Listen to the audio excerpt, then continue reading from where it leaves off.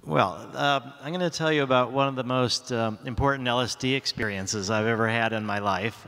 It was 1983, and I had a float tank in my house. And I used it a lot and was really comfortable in it. I was in love at the time and had a long-distance relationship. And my girlfriend thought that it was important that even though we were living in different cities, that we be monogamous. And I really didn't want to agree to that, but I felt like I was in love so much and I needed the relationship, and so I agreed. But I felt somehow like I didn't fully agree. And an old girlfriend came into town. And, this story doesn't necessarily put me in the best light, but I will share it anyway. So an old girlfriend came into town, and I thought, well, I feel so much love to my girlfriend who's out of town that this is an abundance of love. I didn't feel like it was in any way, taking away from my love for her or, the classic kind of male kind of thinking here. And so I slept with my old girlfriend, and it didn't feel like I hurt anybody or anything like that. But I wasn't courageous enough to be honest about it with my girlfriend, who was living a couple months. And then after a couple months, she came home for the summer. And the first night that she was there, she started looking in my dream journal, and I hadn't been that much in touch with my dreams during this period of time, so I hadn't really used my dream journal for a while. And my old girlfriend, it turned out the morning after we slept together, she wrote a story in my dream journal, in my private dream journal, and my real girlfriend, current girlfriend, read the dream. And so she decided that I had betrayed her and that she was going to break the relationship off. And she left. And it was just terrifying for me. And I decided that this was a major personality flaw on my part, and that I couldn't be honest with her.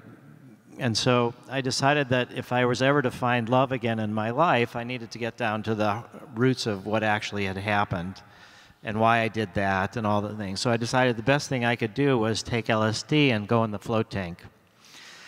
And I spent 17 hours in the float tank. And because it was my own float tank, I could pee in it without getting out because, it has a filter and your pee is antiseptic. It's not, a problem. So I decided I was just going to stay in this tank until I had it all figured out. And so hopefully I could, improve myself and never do that again. So at some point, a couple hours, I took about 350 micrograms. This is a pretty hefty dose. And a couple hours into it, I started thinking that my girlfriend was in trouble. That I remembered that somehow there was a call that she was going to make to pick up her stuff, and it didn't happen. And so I somehow got this idea in my head that she might have been so depressed that she was going to hurt herself and commit suicide or something. So I came I'd say this is the closest I've come in my life to being psychotic.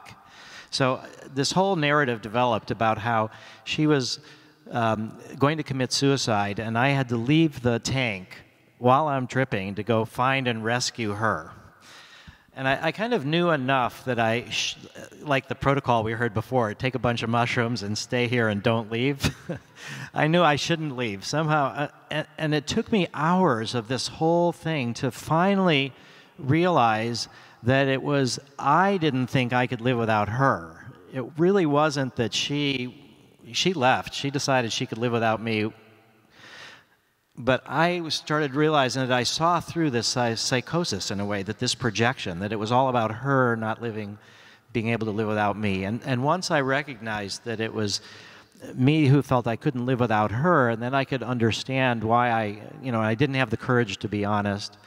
And so I did get that sense of how you know, fearful of losing the relationship, I actually lost it by not being honest.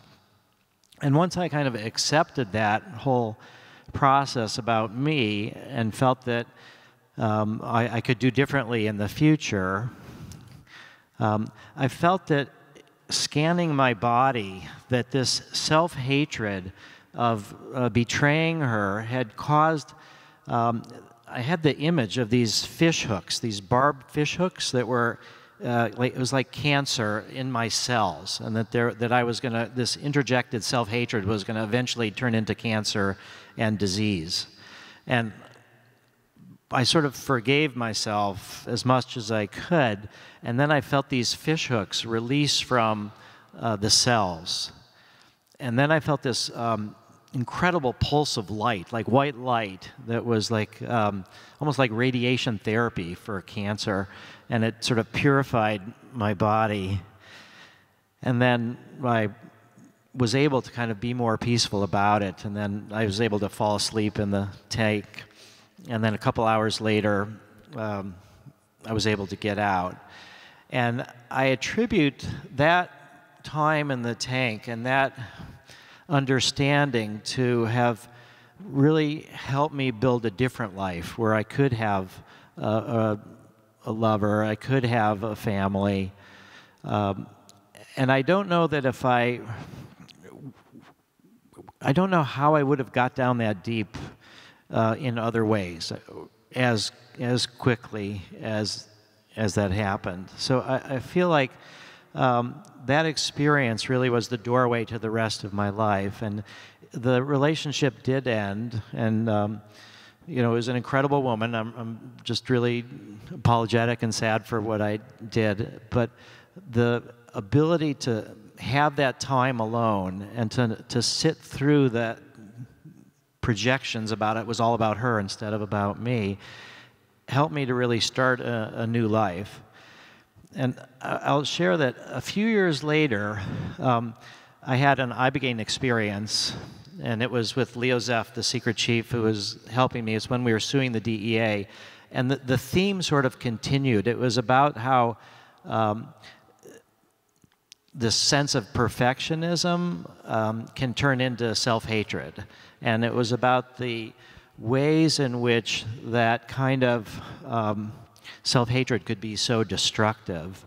And in that Ibogaine experience, I sort of completed the theme of what I had started in the flotation tank with the LSD. And I was able to realize that you need that constant self-criticism because that's the drive to quality, the drive to improve. But if you can separate out self-criticism from self-hatred, then you can really grow. And if you can't do that, then the criticism is so painful that you will deny yourself this constant flow of how you could do things better. So I felt like the themes traveled through the LSD experience, and then I built up some strength, and then with the Ibogaine experience, which was 2 years later. So now I'm really good at criticizing myself, but I have separated it out. And so I can, because I no longer believe that I need to be perfect or that I can be perfect or that that's even a attainable goal, that, and the drive to improve is really essential. So I feel like a lot of peace I've gotten, and a lot of the success, I think, of MAPS is due to this whole attitude. So I like to describe myself as a fuck-up that just keeps trying. And so I think because of that, it's because of the LSD and the Ibogaine experiences. So and the political work I do, I feel will never really fully repay the benefits that I've got from my own psychedelic experiences. So thank you.